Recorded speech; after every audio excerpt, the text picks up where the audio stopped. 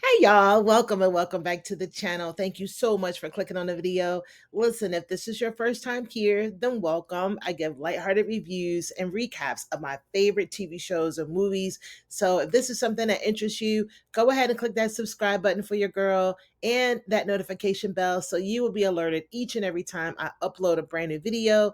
Now listen, we're going to go ahead and get right into it. It's the Gilded Age Season 3, Episode 3. This one is called Love is Never Easy. And honey, we had a whole lot going on this episode. Bertha is on a mission, honey, to get this Duke down the aisle with her daughter Gladys. I don't know if it's going to happen, but it looks like it might be. Gladys, I'm so sad for you, honey. I actually shed a tear. Mama Kirkland. Hey girl, Felicia Rashad, Claire Huxtable. She is on the Gilded Age, and I could not be happier. She is giving off hoity toity, snooty tooty vibes. My great grandfather served in the Revolutionary War. Okay, girl. We're gonna see what's going on with her and the Scotts because honey, Arthur Scott was not here for it. Also, we have Larian. I guess that's the two names of Marian and Larry. They are doing the most again this episode, this time getting caught by Bertha's ladies' maid. So we know that ain't gonna be good. And of course, Miss Ada, she's feeling some kind of way. Somebody please sign her pledge and stop drinking. But anyway, she goes downstairs and she talks to Miss, I can't think of her name right now, but she talks to her, and I think that she's going to take her on quite a journey. So we'll talk about all of those things. Let's just go ahead and get into it. I absolutely love the episode, but let's talk about it, y'all. All right, y'all. So I was trying to figure out how I was going to review and recap this episode. And I think I'm going to go character by character instead of doing it scene by scene. So let's just start with Larry and Marian. I guess we are calling them Larian.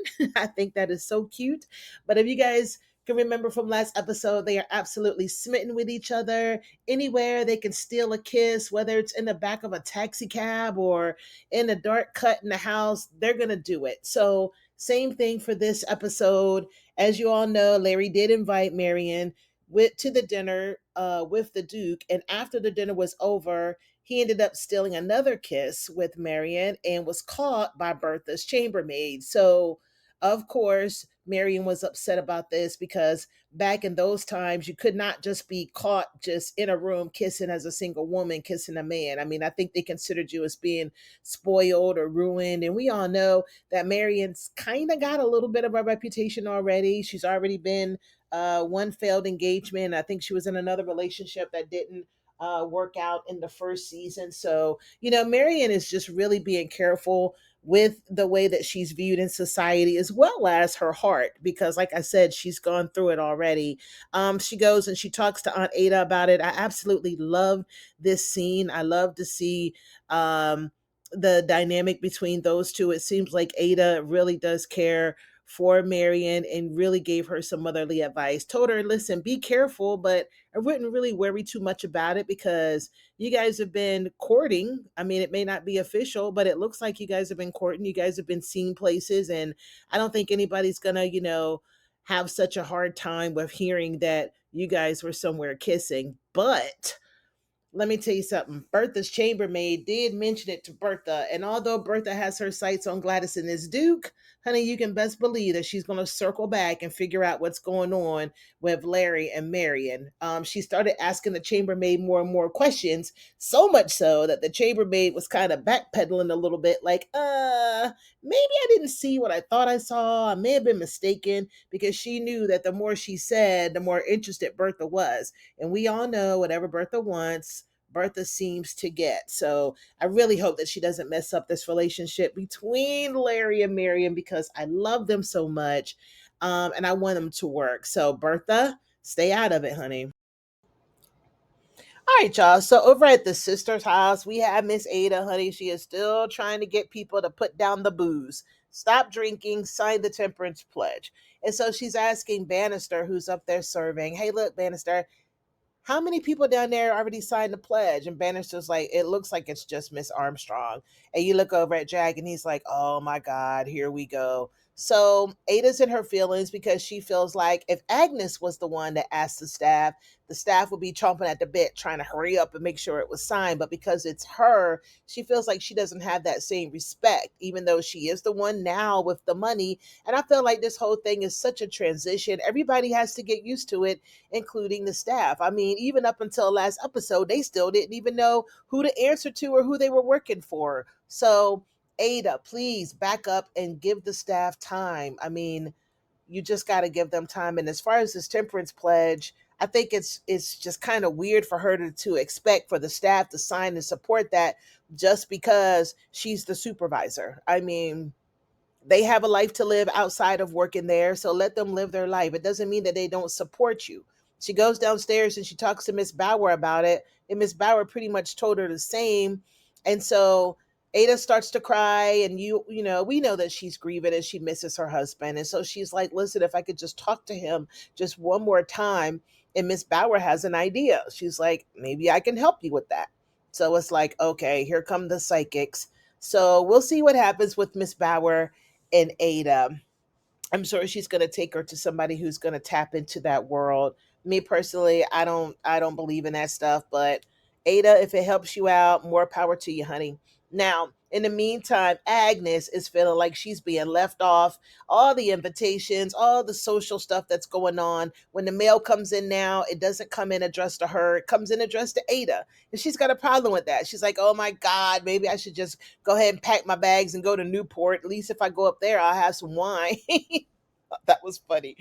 But anyway, I thought it was interesting how the dynamic of the sisters are changing because before, when Agnes was invited, Ada used to always have to go as the plus one because she didn't get the invitation. She didn't have the money. But now, oh, how the tables have turned because Ada's getting all the invitations and Agnes has to go as the plus one. And Agnes is not feeling that at all, honey. So I hope that they can come to some kind of agreement, some kind of understanding about who is in charge, who is going to be running things.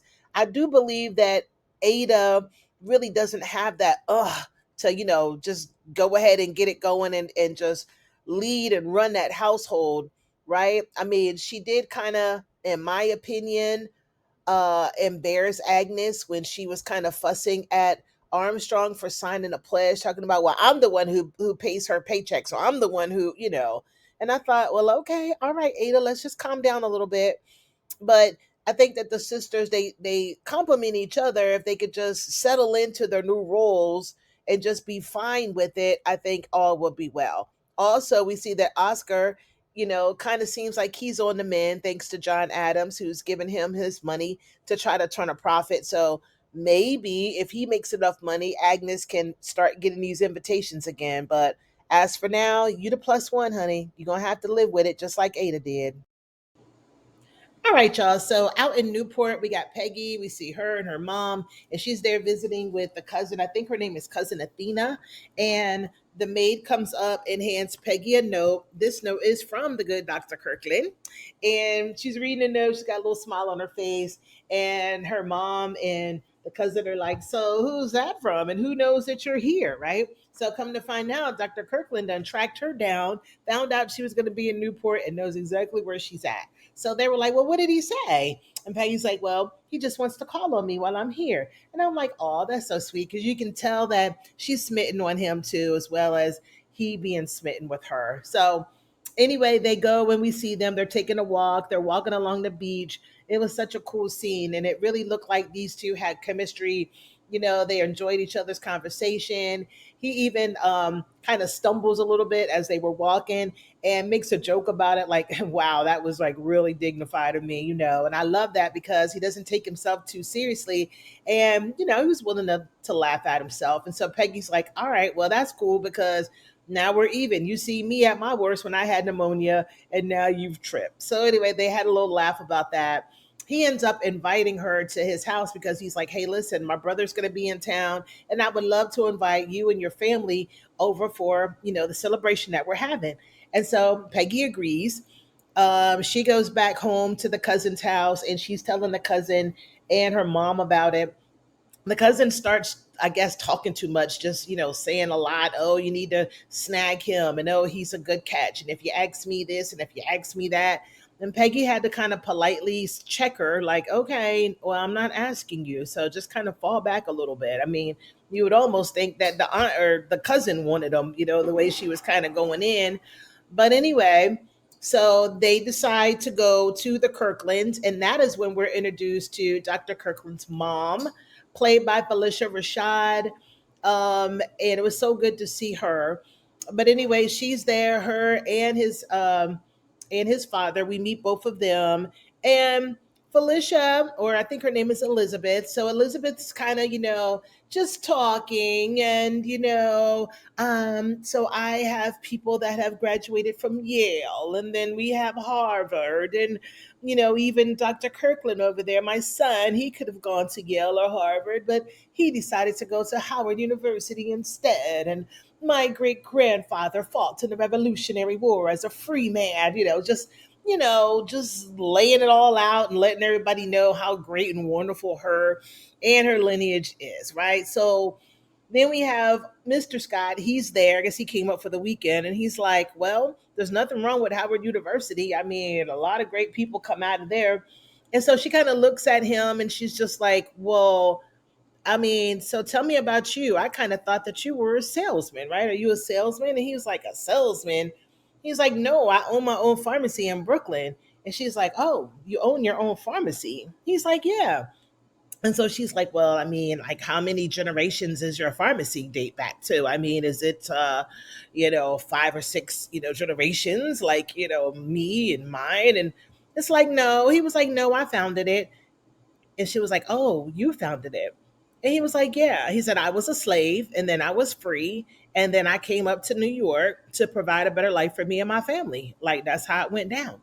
And so you could tell just by the way that she was looking him up and down that she has a problem with that, which I thought was interesting. I'm so glad that the writers of the show is going in this direction, because I had no idea, which it makes perfect sense, that, the Black community would be, doesn't make perfect sense, but it's understandable that the Black community would kind of have a divide between the Blacks that were free. There were some generations that have gone since slavery had been abolished, where we have free Blacks as opposed to Blacks that were slaves and then became free and then, made something of themselves. So I guess these free Blacks feel like they're better on a scale of, success or whatever the case may be than the ones that, were once slaves. So we even come to find out that Peggy's mom was born free as well. So it's just the dad, and I think even her family had a little bit of issue with that when she started dating Peggy's father, Arthur. And so after that, after she finds that out, she kind of excuses herself and kind of walks away from the Scots. And we hear her as she's looking outside, and she's seeing the kids running around, and she's kind of telling the lady that whoever it was that was in charge of the kids, hey, make sure you do, make sure that they have some shade. We don't want them getting any darker. And I'm like, whoa, okay, here we go. We got some colorism going on here.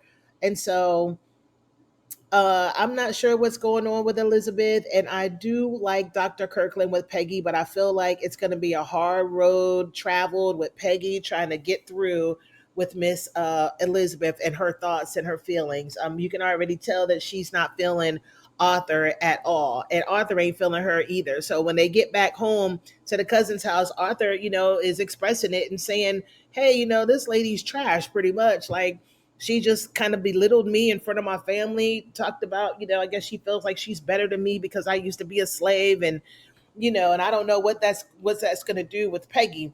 And so Peggy's just sitting here taking it all in, but I could tell that Peggy is thinking, yeah, this could probably be a problem.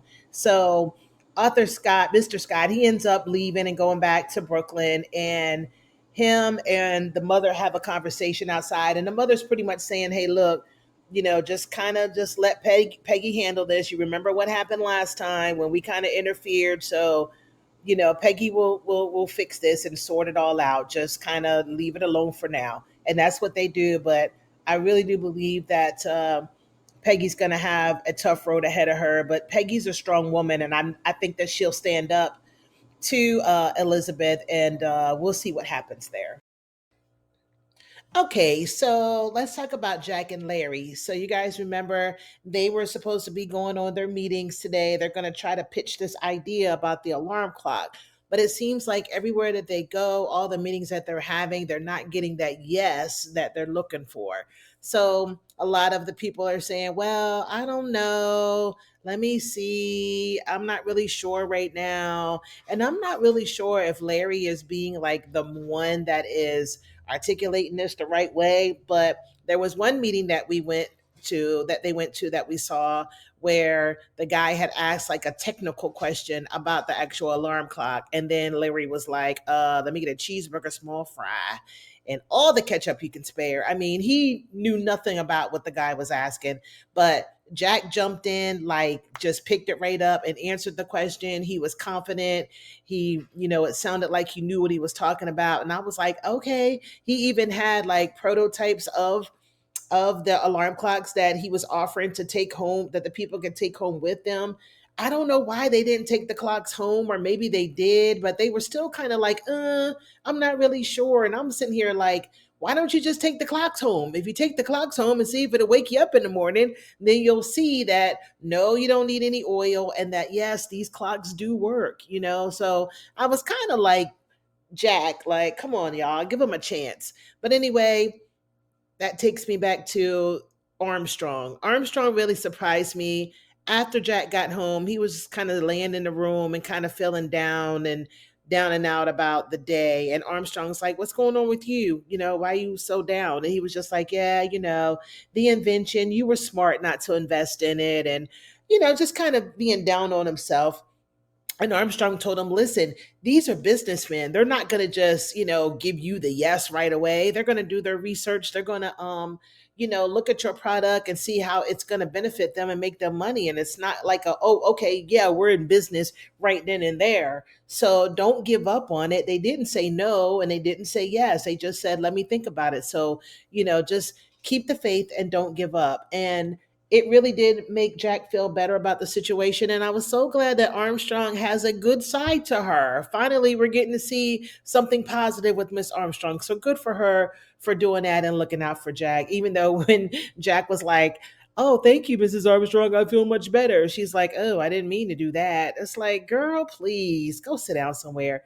But I'm glad that Jack is back in the fight, and I hope that he doesn't give up, because I'm just rooting for Jack. We need this to work. All right, y'all. And then lastly, let's talk about the Russells and the Duke and Gladys, honey. So we know that the Duke is back in NYC and he is there. He's got his lawyer and he's ready to talk terms, right? So behind closed doors, we see George and we see the Duke and his lawyer. And George is just like blindsided on the whole thing. He's like, listen, my wife don't call the shots here. Whatever agreement she told you, that's not what we're doing. And so shame on you for thinking that she's running things, which actually she is running things. But the agreement that Bertha had, I guess, given the Duke, and this was probably last season at the Met opening is probably when all this was negotiated. But anyway, the Duke is just like, nope, this right here that you're trying to negotiate, this is not what Bertha had offered me before. And he's like, well, look, take it or leave it. So everyone, they tempers start to flare a little bit. So they get up and they leave. The lawyer was like, let's just go to bed. Everybody's tired. And he's like, nope, it's either you like it or you don't like it, accept it or not. But so they were so upset they didn't even stay the night. So here go Bertha, oh, please, I really want you to stay. I've had so much planned. They're like, no, we're out of here. We're staying somewhere else. And Bertha is pissed. She didn't even want to eat dinner. She wanted to take her coffee somewhere else. And I'm like, okay, girl, bye. Because how dare you negotiate that behind his back? I don't understand it. Anyway, George and Bertha were kind of beefing this whole episode. I mean, she was trying to seduce him, trying to give him a little bit. He was just like, I'm tired. I'm going to bed. Didn't show up to the opera, just kind of left her out there. And speaking of the opera, when they got to the opera, everybody was there and we see the Duke and he's like kind of schmoozing up to another couple that have money and also a daughter that's probably out in society and is ready to get married, the Delanceys. So as soon as Bertha realized that what the Duke was doing, she was really just that much more determined to make sure that she got her Duke back. So much so that she invited Mr. Delancey over to the house in the name of, or under the name of, her husband. And I'm like, who does that? I really, really, I'm so glad that church um was able to tell George that he was over there, because I was like, nah, she needs to get checked for that one for sure. I don't even think it was proper for him to be in there with her, but he was also taken aback when he walked in there. He was like, I thought I was being called by Mr. Russell. What's going on here? She was like, well, yeah, I just wanted to talk to you, and I know you wouldn't come if you heard that the message was from me. And he's like, no, I would not have. What's going on? So she's like, going into her thing. She feels like, his daughter and the Duke are not a good fit, and this, that, and the third. And he's like, let me just stop you. First of all, I'm going to have my daughter. She's going to choose love, and she's not going to marry for money or anything. So rest your pretty little head, but that's not going to happen. But it also seemed like he was kind of flirting with Bertha a little bit. And I don't know if she was trying to as well, because she even asked for his card at the end of the day. And I was like, okay, Bertha, I don't know what's going on here. But anyway, so the I guess George was trying to negotiate and say, listen, I will give you an extra amount of money and it'll be for Gladys's dowry, I guess she'll say. And so the Duke was like, well, that's not my money, that's her money. And so you can just clearly see that this is all about the money for the Duke, right? And Gladys don't like him no way. So I guess this is really just an arranged situation, an arranged marriage. So what happens is Bertha goes back to the Duke and tells the Duke, listen, although it is Gladys's money, you guys are married. So what's hers is yours and what's yours is yours, right? So go ahead and take her money. So again, I don't think that that was explained to George. So, Bertha, you just keep digging yourself just further down, further down, further down. But anyway, the Duke does agree to it. The engagement's back on. Larry and Gladys, they come in, which, oh, by the way, Larry and Gladys had a conversation because Gladys was like, look, now that the Duke is out of here, I need you to please go find Billy for me and tell Billy that the Duke is out of here and now we can get married so he can come ask my dad, dad for my hand in marriage. So Larry went to do so. And Gladys was even thinking that Larry was going to be at the opera, but he wasn't there. I think somebody said that he was gone. And even Larry was like, yeah, he's nowhere to be found. So him and his mama is probably out of here. And it's probably because of what Bertha told I think his name's Carlton, Mrs. Carlton, that, if your son comes around my daughter again, he's not going to work. And so that was enough probably for them to be like, look, we're done with it. So Gladys, although I know you love Billy, just charge that one to the game because I don't think that that's going to work. I don't think we're going to see Billy no more. So let's speed it up to the unveiling of her portrait. So everyone's there, Mrs. Fish and all the other Mrs. Astor, and they're all there for the big unveiling of Gladys's portrait. Now, before they did the unveiling, they do explain to Gladys that it is back on. Give the guy a chance. It's for the best.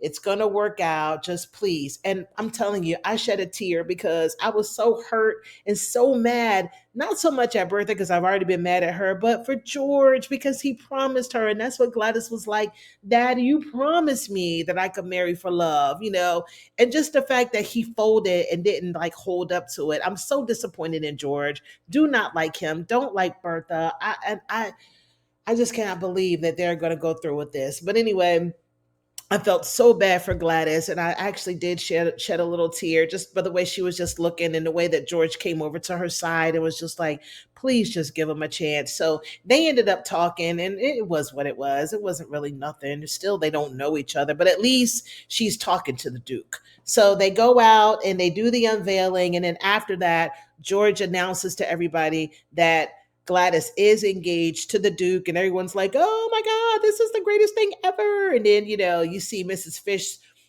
standing beside Bertha, and she's like, well done. This is probably going to be the wedding of the year. And she's like, oh no, this is going to be the wedding of the century. And I'm like, you know what? So it looks like the wedding is on, honey. I don't know. We'll see what happens. But poor Gladys, she's just sitting there and she's kind of fidgeting with her pearl necklace and just kind of fidgeting with it. And she's just nervous and just unsure about the whole thing and probably trying to keep it together. And so The next thing you know, I guess she had fidgeted with it so much that the necklace broke and her little pearls just fell to the floor. And I'm like, oh, wow, I don't know what that's symbolism for, but it can't be good, whatever it is. But that is the end of the Gilded Age season 3. Episode 3. I really, really love this episode. You guys let me know what you thought about it in the comments. Let me know what you think about Marian and Larry. Do you think that Larry is going to propose, or do you think that Bertha's going to jump in there and be like, not so fast? Also, let me know what you think about this wedding and this engagement. I'm just completely over it. I don't even know. And then also, let me know what you feel about the good Dr. Kirkland and his mama Elizabeth. Child, there's a lot going on there as well. But anyway, thank you guys so much for watching. Don't forget to hit that like and subscribe button on the way out. And I will see you the next time we do it. Bye.